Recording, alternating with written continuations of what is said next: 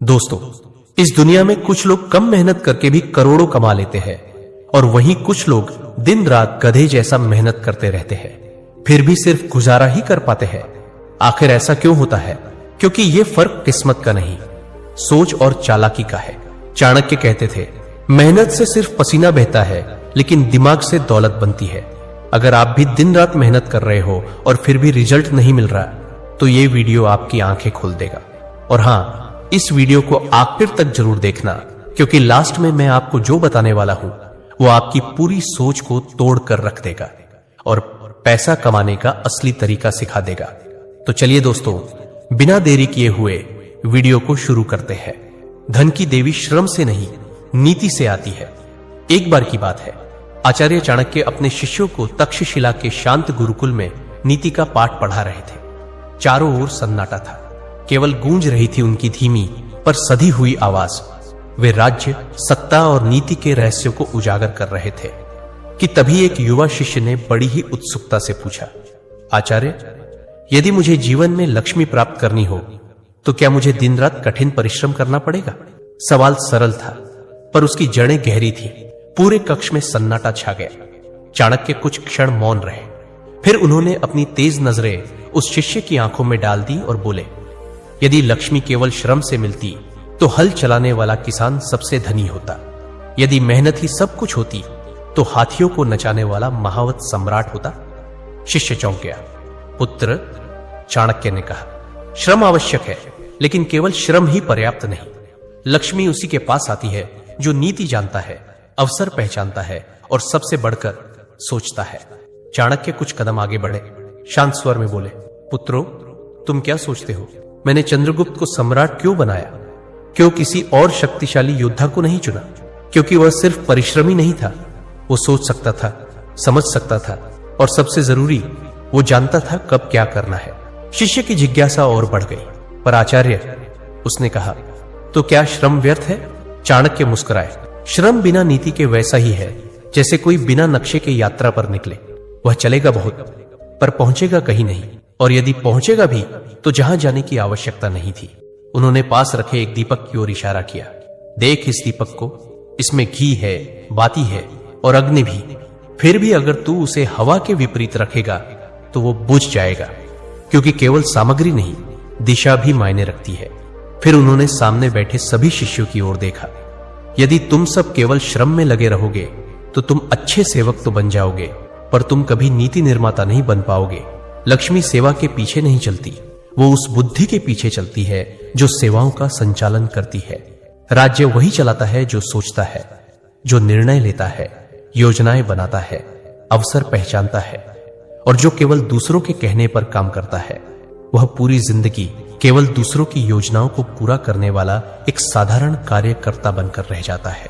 शिष्य की आंखों में चमक आ गई थी। चाणक्य अब गंभीर हो चुके थे। ध्यान से सुन पुत्र, लक्ष्मी एक देवी है और देवी को बुलाने के लिए मंदिर जितना सुंदर होना चाहिए, उतना ही मंत्र भी शुद्ध होना चाहिए। तेरा शरीर श्रम का मंदिर है, पर नीति ही वह मंत्र है जिससे लक्ष्मी आकर्षित होती है। कुछ पल के लिए मौन छा गया। फिर चाणक्य अंतिम पंक्ति बोले, धन उसे नहीं मिलता जो पसीना बहाता है, बल्कि उसे मिलता है जो जानता है कि पसीना कहां, कब और किसके लिए बहाना है। चाणक्य की वह अंतिम पंक्ति जैसे शिष्यों के हृदय में उतर गई और वहां देर तक गूंजती रही। उस दिन आचार्य चाणक्य की बातें शिष्यों के मन में गहराई से उतर चुकी थी। बातें समाप्त हो गई थी, पर उनके प्रभाव का अंत नहीं हुआ था। नीति का वह पाठ केवल एक संवाद नहीं, एक दृष्टिकोण था जो जीवन बदलने की दिशा दिखा चुका था। यही था उस दिन का अंत, और चुपचाप सब अपने अपने ध्यान में लौट गए। कुछ दिन बाद की बात है। मगध की राजधानी में एक विशेष सभा बुलाई गई थी। सभा में व्यापारी, सैनिक, किसान, विद्वान, सभी वर्गों के लोग मौजूद थे। आचार्य चाणक्य स्वयं वहां नीति का उपदेश देने वाले थे। उनके साथ था सम्राट चंद्रगुप्त, अब एक राजा, परंतु आचार्य के लिए आज भी वही जिज्ञासु छात्र। सभा का वातावरण गंभीर था। चंद्रगुप्त ने सभा को संबोधित करते हुए कहा, आचार्य, जब आपने मुझे नीति का पहला पाठ सिखाया था, तब आपने कहा था, धन उसकी ओर नहीं जाता जो उसे चाहता है, बल्कि उसकी ओर जाता है जो उसे समझता है।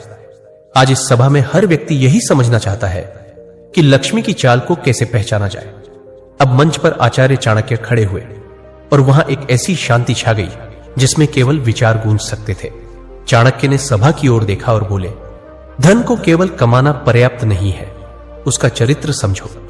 लक्ष्मी स्थिर नहीं है, वह पानी की तरह है, जहां उसे गहराई और शुद्धता मिले वहां रुक जाती है। जहां लालच और भ्रम हो वहां वह ठहरती नहीं। उन्होंने सभा में बैठे किसानों की ओर इशारा किया। एक किसान दिन भर खेत में काम करता है, पर अगर वह यह न जान पाए कि कौन सी फसल कब बोनी है तो उसकी मेहनत व्यर्थ जाती है। मेहनत से अनाज नहीं उगता, समय की समझ और नीति से फसलें आती है। फिर उन्होंने व्यापारियों की ओर देखा। एक व्यापारी बाजार में हर दिन बैठता है, पर यदि वह यह न जाने कि कब किस वस्तु की मांग बढ़ेगी तो वह घाटे में रहेगा। व्यापार में लाभ केवल मेहनत से नहीं, बुद्धि से आता है। सभा अब ध्यानपूर्वक सुन रही थी। चाणक्य ने आगे कहा, धन उसी का मित्र बनता है जो इसे सम्मान देता है। धन का सम्मान मतलब उसे सिर्फ खर्च करने की वस्तु ना समझो, उसे अवसर बनाओ, दूसरों के लिए काम पैदा करो, तब लक्ष्मी प्रसन्न होती है। फिर उन्होंने अपनी बात को और गहरा करते हुए कहा, धन की चाल यह है, वह तेज भागती नहीं है, पर जो उसके पीछे भागता है वह जरूर थक जाता है। विवेकी व्यक्ति वही है जो खुद को ऐसा बनाता है कि धन खुद उसके पास खींच कर आए। सभा में कई लोग अब धीरे धीरे अपनी गर्दन हिला रहे थे, जैसे वे अपने जीवन की गलतियों को पहली बार समझ रहे हो। चंद्रगुप्त ने पूछा, आचार्य, अगर कोई निर्धन व्यक्ति आपके बताए नियम अपनाए तो क्या वह सच में धनवान बन सकता है? चाणक्य मुस्कुराए, पुत्र, जब मैंने तुझे पहली बार देखा था तू निर्धन था, लेकिन विचारों से समृद्ध था। तेरे पास धन नहीं पर नीति थी। लक्ष्मी वहां नहीं जाती जहां दिखावा है, वो वहां जाती है जहां संयम, धैर्य और समझ है। फिर उन्होंने सभा की ओर देखा और बोले, यदि धन को सिर्फ संग्रह किया जाए तो वह रुकता नहीं, पर यदि धन को विचार से चलाया जाए वह औरों को भी समृद्ध करता है और तुम्हें भी। अंत में उन्होंने एक वाक्य बोला जो सभा के हर व्यक्ति के हृदय में उतर गया, धन वही पाता है जो केवल परिश्रमी नहीं बल्कि नीति में पारंगत होता है, क्योंकि लक्ष्मी मेहनत से नहीं बुद्धि से प्रसन्न होती है। चाणक्य की ये अंतिम पंक्तियां सभा में जैसे मंत्र बनकर गूंजने लगी। धीरे धीरे सूर्य पश्चिम की ओर ढलने लगा और उसी के साथ वो सभा भी समाप्त हो गई। लोगों ने आचार्य को बार बार प्रणाम किया, धन और लक्ष्मी के प्रति उनकी दृष्टि बदलने के लिए। किसी ने कहा, आपने हमारी आंखें खोल दी, तो किसी ने बस चुपचाप हाथ जोड़कर सिर झुका दिया, क्योंकि शब्द कम पड़ गए थे। लोग अपने अपने स्थानों को लौट गए, पर उनके मन में जो विचार जलने लगे थे वे रात की आग की तरह भीतर ही भीतर भड़क रहे थे। उसी रात एक व्यापारी जिसका नाम वर्धन था चुपचाप चाणक्य के पास आया। उसकी आंखों में थकान थी, पर सवाल और भी भारी थे। आचार्य, वर्षों से व्यापार कर रहा हूं, श्रम में कमी नहीं छोड़ी, पर लक्ष्मी जैसे आती है वैसे ही चली जाती है, कहां भूल हो रही है? चाणक्य ने उसकी ओर देखा, मुस्कुराए नहीं, ना ही कोई सांत्वना दी, बल्कि बोले, वर्धन, तू लक्ष्मी को श्रम से पकड़ने चला है, जबकि वह बुद्धि से आकर्षित होती है। तेरा पसीना तेरे परिश्रम का प्रमाण है, पर नीति की अनुपस्थिति तुझे निर्धन बनाए रखेगी। वर्धन सिर झुकाकर बैठ गया। चाणक्य धीरे से बोले, ध्यान से सुन, लक्ष्मी कभी उस घर नहीं जाती जहां ये तीन दोष हो, अनियंत्रित खर्च, अस्थिर निर्णय और आत्मशंका। पहला, अनियंत्रित खर्च। जो व्यक्ति धन को मिला और तुरंत विलासिता में बहा दिया, वह लक्ष्मी का अपमान करता है। वह सोचता है कमा लिया, पर लक्ष्मी सोचती है यह मुझे टिका कर नहीं रख सकता। दूसरा, अस्थिर निर्णय। धन उसी के पास आता है जो समय पर निर्णय ले सके। जो हर बार सोचते हैं देखेंगे में समय गवाता है, वह अवसर खोता है, और लक्ष्मी अवसर के साथ चलती है, आलस्य के साथ नहीं। तीसरा, आत्मशंका। जो व्यक्ति खुद को ही छोटा समझे, मैं कहां धनवान बन सकता हूं, मेरे नसीब में कहां इतना लिखा है, वह व्यक्ति लक्ष्मी के द्वार से पहले ही वापस मुड़ जाता है। धन सबसे पहले साहस से डरता है। वर्धन की आंखों में अब एक चमक थी। चाणक्य आगे बोले, अब सुन, क्या करना है? हर दिन के अंत में अपने धन के निर्णय का लेखा जोखा कर। तेरा धन कहां जा रहा है और क्यों, यह जानना ही पहला नियंत्रण है। लाभ और लोभ में अंतर समझ। कभी कभी एक सौदा बड़ा लगता है, पर उसका परिणाम धन नहीं, बर्बादी होता है। जो हर बार लाभ ही देखे वह नीति को खो देता है। लक्ष्मी उसे नहीं पहचानती। अपने समय को दान न कर। हर क्षण एक मुद्रा है। जिसने समय का मूल्य पहचाना, उसने लक्ष्मी की जड़ पकड़ ली। अब चुप्पी थी, पर वो मौन शांति का नहीं, अंदर से बदलने का था। चाणक्य ने अंत में कहा, धन की देवी को सोने की माला नहीं चाहिए, उसे चाहिए ऐसा मन जो स्थिर हो और ऐसा मस्तिष्क जो नीति से भरा हो, वही उसे रोक सकता है। वर्धन ने सिर झुका लिया। उस दिन उसने धन की तलाश छोड़ी और बुद्धि की यात्रा शुरू की। दोस्तों, आपने अगर वीडियो को यहां तक देखा है तो यकीन मानिए आप सच में अमीर बनने के लायक है। आपके अंदर जरूर एक जुनून है जिंदगी में कुछ बड़ा करने का, और वो धैर्य भी है जो हर किसी में नहीं होता। अब मैं बताने जा रहा हूं चाणक्य की सबसे शक्तिशाली धन नीति, जो आपकी सोच को ऐसे बदलेगी कि धन और लक्ष्मी खुद चलकर आएंगे। मेहनत कम, समझदारी ज्यादा। तो अंत तक जरूर देखना, क्योंकि असली रहस्य अब शुरू होता है। जो केवल श्रम करता है वह रथ का पहिया खींचता है, पर जो सोचता है वह रथ पर सवार होता है। आचार्य चाणक्य कहते हैं, धन मेहनत से नहीं नीति से आता है। जो धन को केवल परिश्रम से बुलाना चाहता है वह जीवन भर खटता है, पर लक्ष्मी नहीं आती। पहली नीति, लक्ष्मी बुद्धि की दासी है, श्रम की नहीं। चाणक्य कहते हैं, लक्ष्मी उस व्यक्ति के पास जाती है जो अपने मस्तिष्क से निर्णय लेता है, जो जानता है कब, किसके लिए, कितना परिश्रम करना है।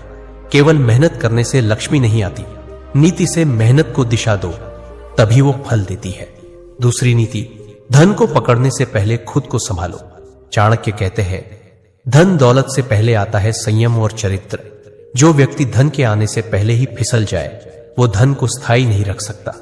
लक्ष्मी वहीं रुकती है जहां आत्मनियंत्रण होता है। तीसरी नीति, धन खर्च करने की नीति कमाने से बड़ी होती है। चाणक्य कहते हैं, धन कमाना एक कला है, पर उसे बचाना और बढ़ाना यह नीति है। जो जहां तहां खर्च करता है वो धन को अपमानित करता है। लक्ष्मी तब भागती है जब उसका सम्मान नहीं होता। चौथी नीति, समय धन से भी मूल्यवान है। चाणक्य कहते हैं, जिसने समय को व्यर्थ गंवाया उसने लाखों स्वर्ण मुद्राएं कमाई। समय का सदुपयोग करने वाला अवश्य लक्ष्मी को आकर्षित करता है, क्योंकि लक्ष्मी वहां नहीं जाती जहां आलस्य हो। पांचवी नीति, बुद्धि का निवेश सबसे बड़ा निवेश है। चाणक्य कहते हैं, धन को केवल वस्तुओं में मत लगाओ, बुद्धि में लगाओ। जो अपने ज्ञान को बढ़ाता है वो स्वयं को ऐसा बना देता है कि धन उसकी ओर खींच कर आता है। छठी नीति, अवसर पहचानने वाला ही अमीर बनता है। चाणक्य कहते हैं, अवसर खुद नहीं आते, उन्हें देखना, पहचानना और पकड़ना पड़ता है। जो केवल काम में डूबा रहे और सोच न सके वो अवसर खोता है, और लक्ष्मी भी।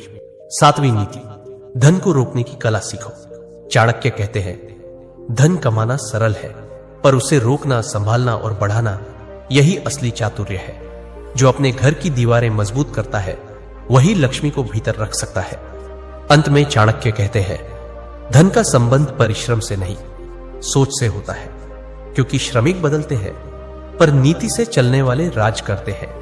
तो दोस्तों, अगर आप भी जीवन में धन, संपत्ति, ज्ञान और असली सफलता पाना चाहते हैं तो हमारे चैनल को अभी लाइक, शेयर और सब्सक्राइब जरूर करें, क्योंकि यहां हर शब्द आपका जीवन बदलने की ताकत रखता है। याद रखिए, अंधेरे में वही रोशनी पाता है जो खोजने की हिम्मत करता है, और धन उसी के पास आता है जो बुद्धि से उसका स्वागत करता है। मिलते हैं अगले वीडियो में, तब तक हमसे जुड़े रहिए और अपना ख्याल रखिए। धन्यवाद।